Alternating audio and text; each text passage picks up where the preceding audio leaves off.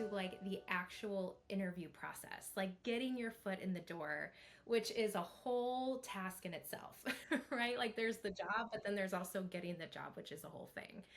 And I want to kind of address the elephant in the room, which is AI.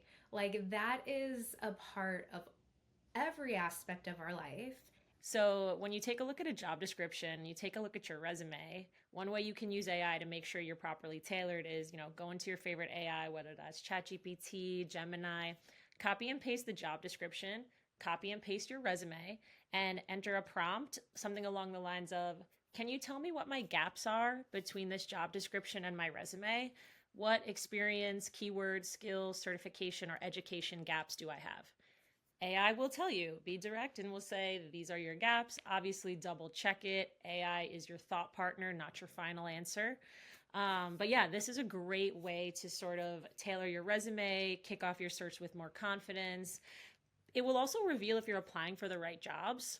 If your prompt reveals all these gaps, you're probably applying for the wrong jobs. So, say that you just kill the resume and they're like, we need to meet this person. You go in for an interview, and I'm literally like getting sweaty palms just thinking about it. Like, there's that question that they all ask, and it just kind of has a tendency to derail sometimes the whole interview is tell me a little bit about yourself.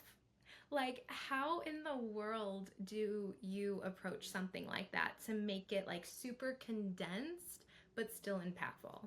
Like 99% of your interview success is in the prep. So whether you're preparing for answering a behavioral interview question and using the CARE method, which is similar to the STAR method, but it's a little bit more detailed. For tell me about yourself, I recommend the WAT method, WAT. It's one of my proprietary methods and it works. It stands for what you do, achievements, and tie-in. So essentially, like, and for me, I'm somebody who used to be a recruiter, used to be a hiring manager. I know what they're looking for.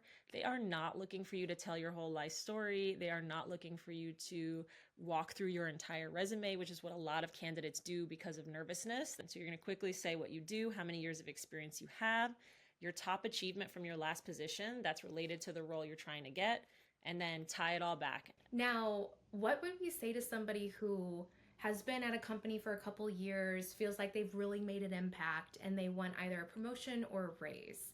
Like, how does somebody prepare for a very intimidating conversation like that? Advocating for yourself, getting that raise, there is a system to it. There is a method to the madness, which is, I feel, not spoken about as much. I didn't know about this until I was mid career, but in order to ask for a raise and a promotion, you need to write a business case. We call it an HR behind the scenes. A business case is a three-step process.